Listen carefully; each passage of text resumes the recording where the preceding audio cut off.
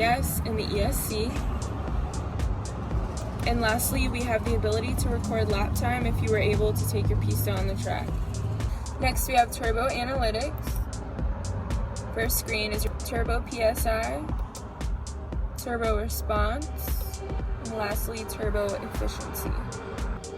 Lastly is our settings menu. This will enable you to edit options to your preference.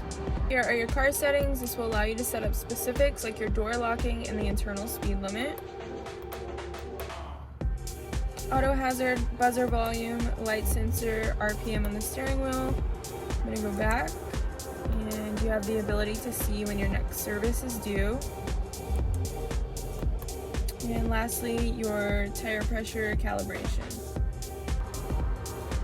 I hope you better know the functions of your 488 Pista TFT screen. Please be sure to subscribe and look forward to more basic function videos for your Ferrari.